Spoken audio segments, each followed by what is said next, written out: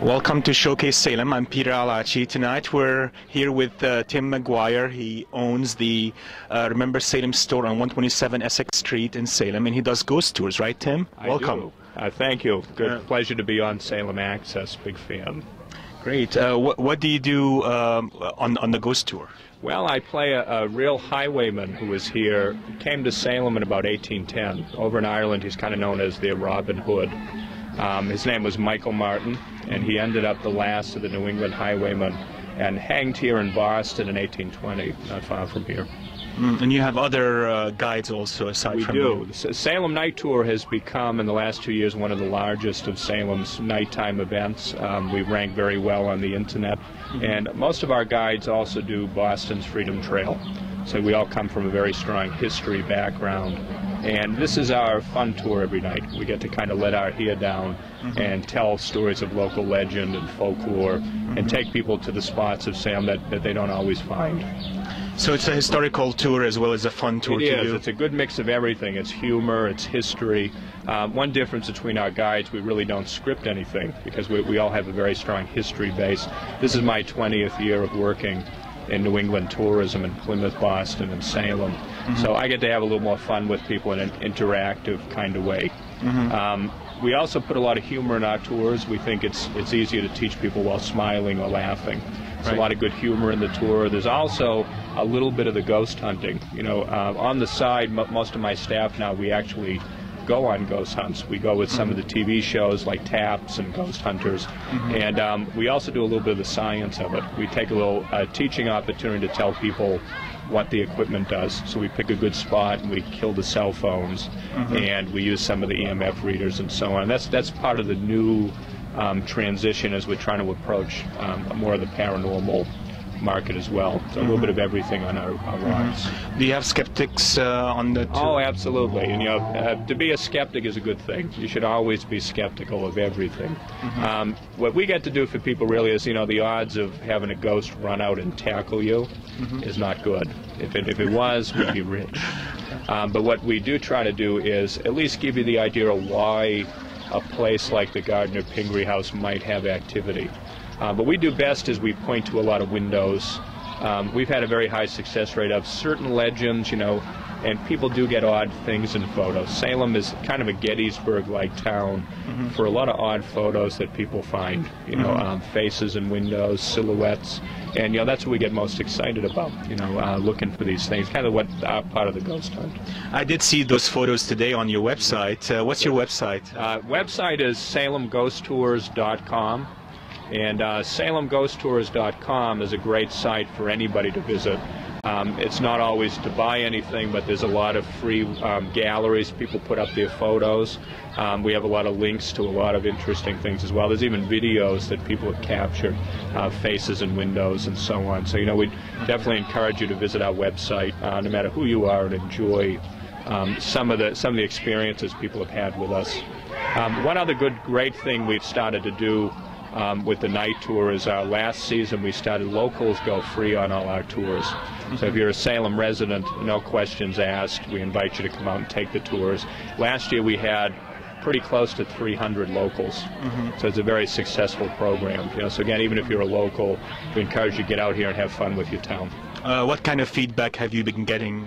Well, I will tell you a little bit about tours we're very proud of. Is last year we won official Best Historical Tours of Massachusetts, and you find that on our site. It was a show actually on NBC, and they featured our tours in Boston and Salem. We've won that award. Also, TripAdvisor.com. It's the biggest travel site in the world. They list the 34 top things to do in Salem, and they actually we rate the number one thing to do in all of Salem, even over some of the museums here. And I think again it's because of our great history background. You know, we tell stories. They're fun stories, but they're told accurately. Dates and time frames are all accurate. So we've had a great response the last couple of years, and great reviews. So now you're dressed up as Michael Martin. Michael Martin. And how long it takes you to get into this costume? This outfit takes me a good 15 to 20 minutes. There's a lot of things to tie and to wrap around. And I like the dramatic, so I think, you know, in case you're wondering, that's not a wig, that's my real That's your real hair, yeah. And I keep it ratty on purpose. I purposely let the split ends come out because it looks a little more authentic. Yeah. A lot of my things here are mix match of all over, but it gives you a more authentic look when you mix match. And so Michael Martin was English, you said? He was traditionally Scottish. Scottish? Okay. Scottish, and then spent a lot of his life in Ireland. He became, in Europe, they don't really have cowboys as we know them in the Wild West. They have what we call highwaymen. And highwaymen are kind of their cowboy. Yeah. Michael Martin in Ireland was kind of their Robin Hood. And, you know, he would give to the rich and keep it himself. This part I like, you know. But he was trained under a famous Scottish highwayman named Captain Thunderbolt, and they had a lot of really wild names. He ended up the most wanted man in England, Ireland, Scotland, and France. Came here in a rowboat trying to find New York City. He came to Salem by accident during a shipwreck, and he right away assimilated, got a job working under Elias Haskett Derby here, and under Derby he was fit in as an Irish farmhand. Very large man. I actually fit his description to a T. Famous for the blonde hair, same weight. A lot of my features are similar. A little bit of Scottish in my bloodline. I just really was drawn to that character because such an interesting character. And ends up in New England going back to the highway robbery and robbed a general in Boston and then arrested and hanged in Boston in 1820. And they say, you know, the day he was hanged, a lot of humor. He kind of entertained the crowd before they hanged him. And they say I hanged with a big smile on his face, so and I figured that would be me. That's what they say. They say when he was hanged, actually, he had a grin on his face. A devilish grin. Devilish grin on his face. So anything sinister happens on your tour? Like, do you see any evil things happening ever? Well, I don't think so much evil. You know, we do have a lot of New Yorkers. But we do... I wouldn't say evil. We have a lot of interesting. Salem's an interesting history because it's not a lot of real good stories in Salem. You know, a lot of stories end with a crushing or a hanging or pirating or, you know, electrocution. It's kind of the karma of Salem. It's an interesting site. Of course, Salem means the city of peace, and we haven't had a lot of peace. It's a lot of famous bayonettings and murders, and you know. So I wouldn't say so much we find evil things on the tour, but the tone of the city definitely has a spirit, you know, a place here where there's a lot of intrigue and a lot of interesting stories. Right. So now your tour starts right on this spot. It does. We meet here. Traditionally, this is the lobby of 13 Ghosts. 13 Ghosts is an attraction, a 3D haunted house that opens up in October. In the meantime, we're using it now as the base for the Salem Night Tour. And we also have a retail just a block down the street called Remember Salem Gifts.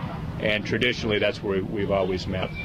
So either one of those sites we meet our tour at now. And your store is pretty busy all the time. It is. We've been very successful in Salem the last 4 years. The ghost tour that we run right now in October last year carried close to 600 people every night. So every night we did about 600 people, at least Friday, Saturday, Sunday. So it shows the popularity of our tour. I want to show your brochure to the audience. This they can pick up right here. You have it on display, and it's pretty nicely done. You go through a lot of these. It's a much nicer picture of me when I was a little thinner. Is that right? Yeah, is that a little bit thinner. Yeah, that's you. Yeah, that's. Wow, I think. Great, I think great graphics there. Thank you. Great graphics. So where do we go from here once we once the people gather? The tour itself is about a 90-minute walk. We're going to cover at least 12 sites in Salem. Many stories of Hawthorne and Edgar Allan Poe. Edgar Allan Poe, his idol was Nathaniel Hawthorne from Salem. A lot of interesting stories. The Parker Brothers, a lot of the board games that were made here, some of them designed around famous murders like the Clue game. And we spend a lot of time taking you. 2 of the top 10 most haunted sites in America are in Salem, the old jail, and also the old jail in where they pressed Giles Corey in 1692 at the Howard Street Cemetery. So we're going to cover at least 2 of those, and multiple homes where bad things happened, where we want to be on a ghost tour. Oh, great, Tim. Thank you so much. Well, I think what we'll do is we'll go with you initially on the tour. We'll film good introduction. Good introduction. You want to at least get the good introduction. That'll be great. Yeah. Thank you. Okay. Thank you so much. You're welcome.